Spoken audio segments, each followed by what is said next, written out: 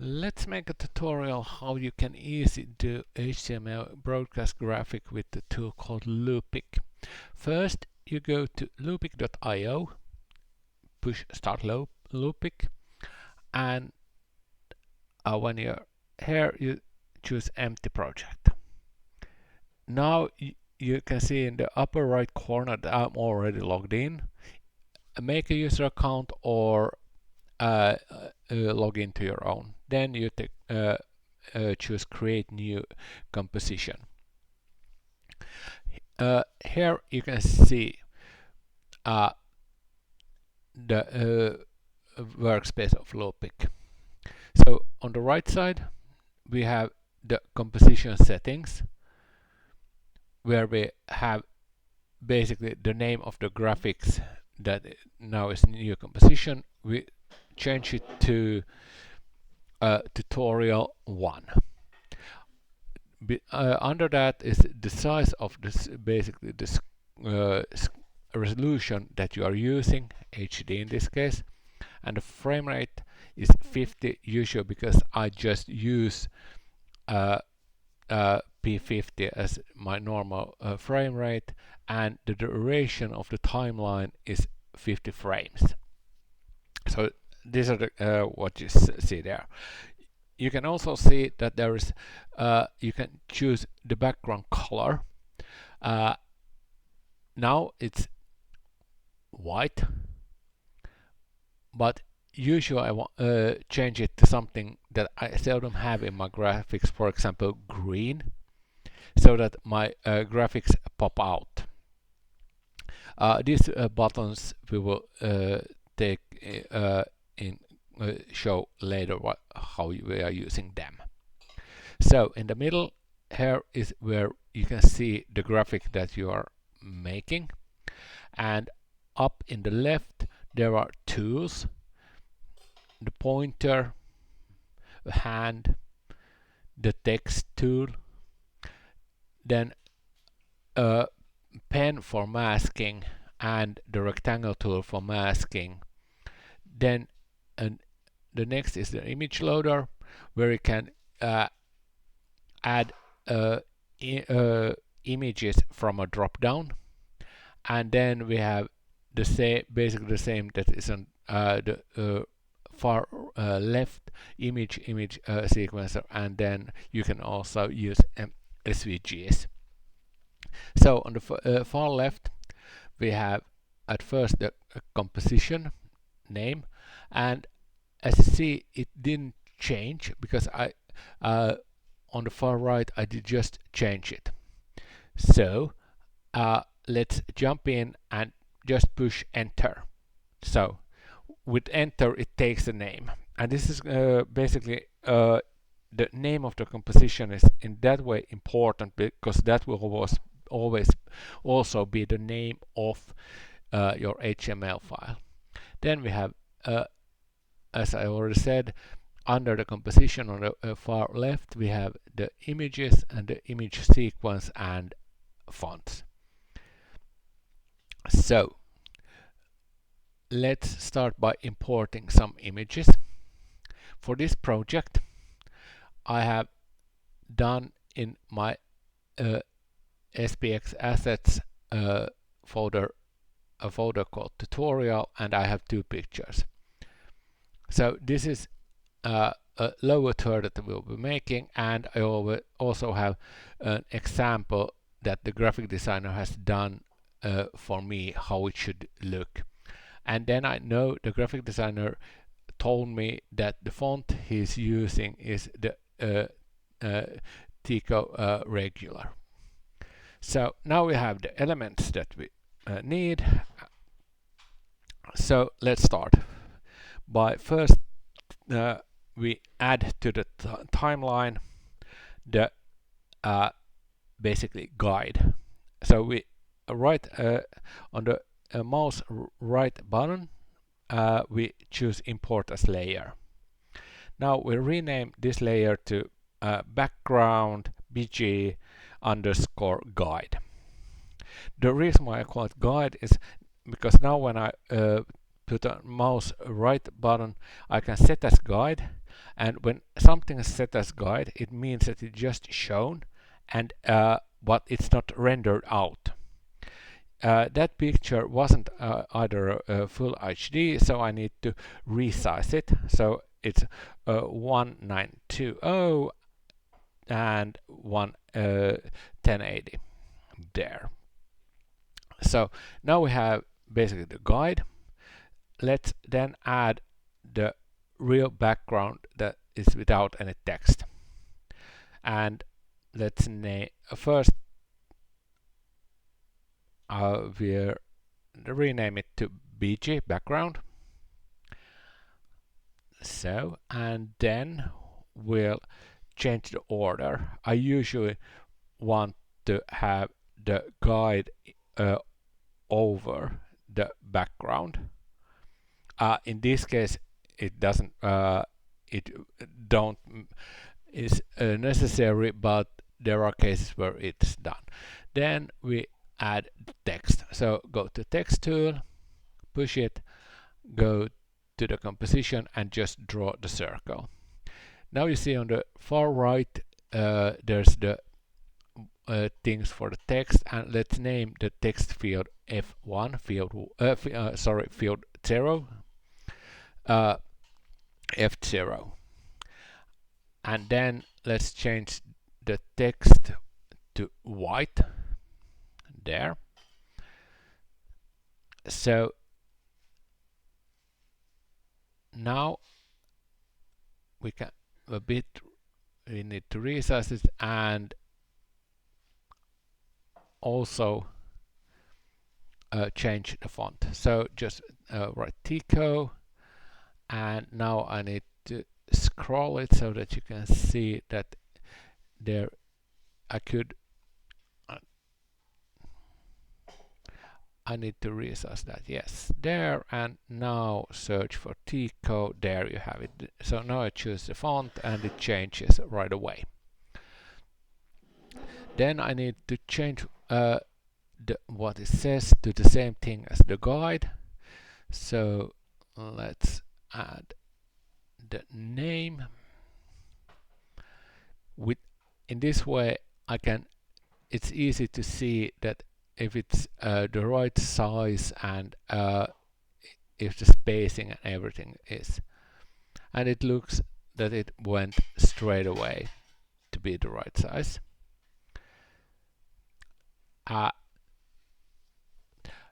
Then there's a function called auto squeeze that is on, which means that it will squeeze the text if it goes outside the text box. And now before I do anything else, I will add my basically animation. So let's do a fade in, fade out. Start at that, make a key marker key with 0% opacity. Now you can see it when the guide is off, and since 25 is in the middle, so let's let the opacity be 120, and then on the also 30, and at 45 let's do it at 0, enter, and you have the keyframe. The reason for doing that is that I need to have two texts. Also, it's good to name the layer to F0. So now we have basically the F0 layer. With the key mouse right, I could do the next text layer also from scratch, but you have the ability to duplicate the layer. So this will be F1, and rename that the key basically there as F1. And now since you duplicated the two layers, F0 and F1 are on top of each other. So first I change the font size to a smaller one. I just pick on that and scroll it downwards. The reason why I'm not seeing is because I was my playhead is on frame 0, so the opacity it was full opacity. Now I can see the other text, and I can see that it's too big. Also, it's not on the right place, but moving it with my arrow keys, it keeps in the right place, so I don't I know that the text both are starting at the same pixel. I don't need it. So now I change the text to the same as there is in the guide. It's bigger, so let's change that to 40. Let's see. That seems to be quite right. And now take it down. Yes. And now basically now it looks the same. By duplicating, there was all I had the animation already automatically came in, so the both text are animated in at the same time and animated out at the same time. So the text seemed a bit too small, so let's make it a bit bigger. It's now a bit high, I think, so let's just move it one step downwards there. You can also, if you don't want to use the arrows, you can use the numeric values. So now we still need to put the animation of the background, and that we will just also do a simple fade in, fade out. So the fade will start 5 frames before the graphics the text starts to fade in. Since it's a 15 frames in fade, so let's do the same amount here. That background image is not 100%, so there's some opacity already in the image, so I can put the opacity here on the timeline to 100. If it would be the image in itself wouldn't have any opacity, I would probably put it to 75 or something like that here. So basically now we're done. This is what I want to do, except for I need to add a stop point, so that when the playhead, when I press play, it stops somewhere, and when I press stop, it will continue from there. So basically it could be anywhere between 20 and 30, because nothing is happening in this graphics between those frames. But let's put it in the middle at 25 and just put that stop and outro. So now the graphics is basically done. So we save it as a Loopic project first, and you save it on your own machine, so nothing is honestly saved in the cloud. Also, every asset will be embedded in the HTML file, so it will be just one file that will have all the background graphics and fonts and everything. So, and we want to now export it to SPX. So first we make the to which folder we will export it to. There we just select it to that tutorial folder where I also had the pictures.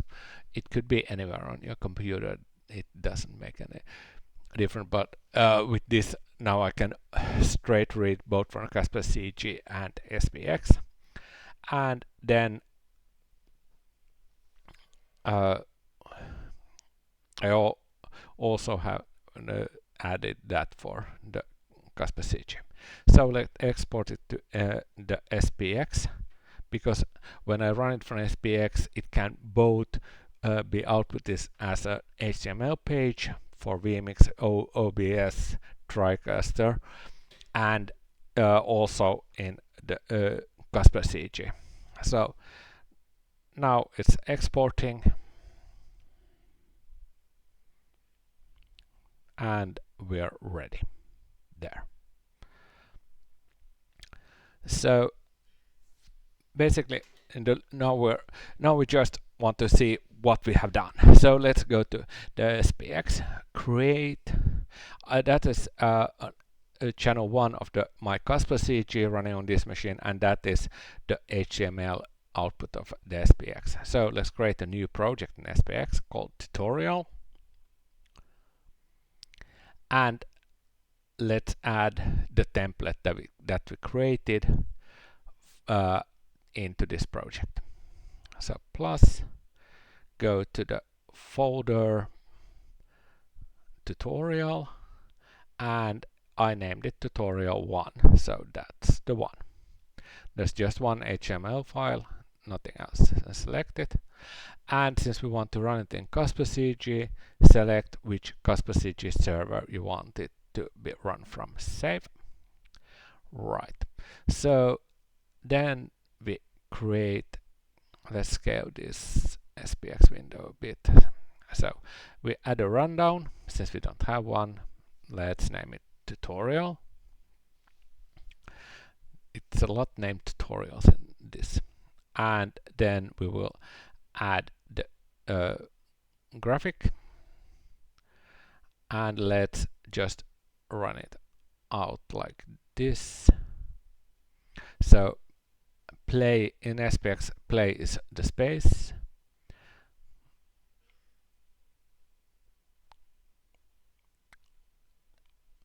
There. And you see it runs out both in SPX and in CasparCG. And in the preview window here in the SPX also. So there we have it. That's the SPX, and let's change this. That is the FO, F0, and this is the F1. So now we save and see that it also takes the changes. Yes, it works both in the SPX interface, in the SPX output, and in CasparCG output. And then we had the auto squeeze. Let's see how that works. So copy, paste, paste. Let's save, and there you see. Now it has squeezed the text. Let's squeeze it even more. There, paste and paste. Save, and as you see, totally unreadable, but it's dynamic. It keeps in that place so it doesn't go over the graphics. So basically, this is the tutorial. Here we have the Loopic. It's all, everything is done there. This is a real fast way of doing some quick HTML graphics for CasparCG or SPX. Thank you.